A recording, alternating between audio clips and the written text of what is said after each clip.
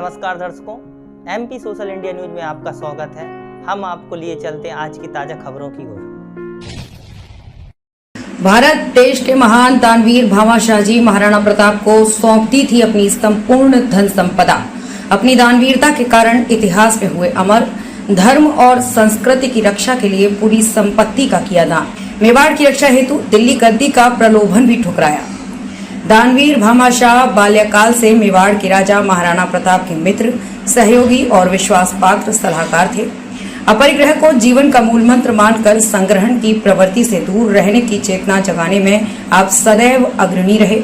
मातृभूमि के प्रति अगाध प्रेम था और दानवीरता के लिए भामाशाह नाम इतिहास में अमर है।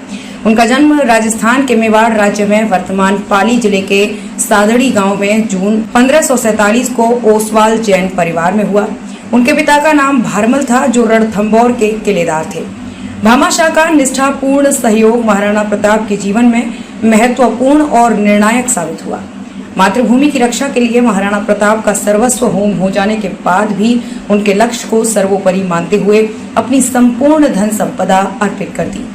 ये सहयोग तब दिया जब महाराणा प्रताप अपना अस्तित्व बनाए रखने के प्रयास में निराश होकर परिवार सहित पहाड़ियों में छिपते भटक रहे थे।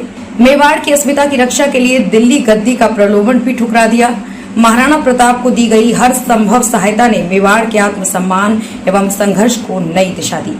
भामाशाह अपनी दानवीरता के कारण इतिहास में अमर हो गए।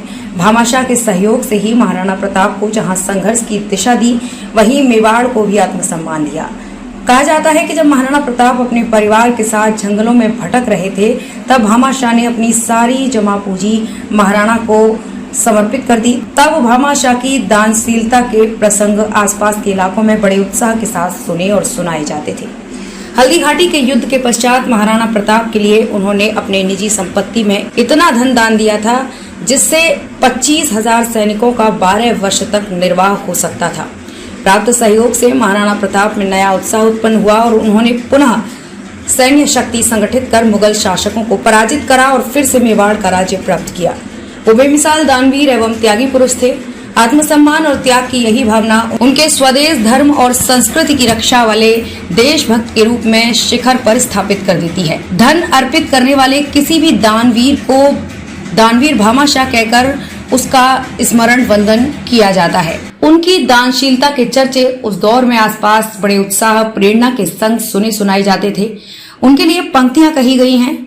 वो धन्य है देश की माटी, जिसमें भामाशाह लाल पला, उस दानवीर की यश गाथा को मेट सका क्या काल भला। ऐसी विरल ईमानदारी एवं स्वामी भक्ति के फलस्वरूप भामाशाह के बाद उनके पुत्र जीवाशाह को महाराणा प्रताप के पुत्र अमर सिंह ने भी प्रधान पद पर बनाए रखा।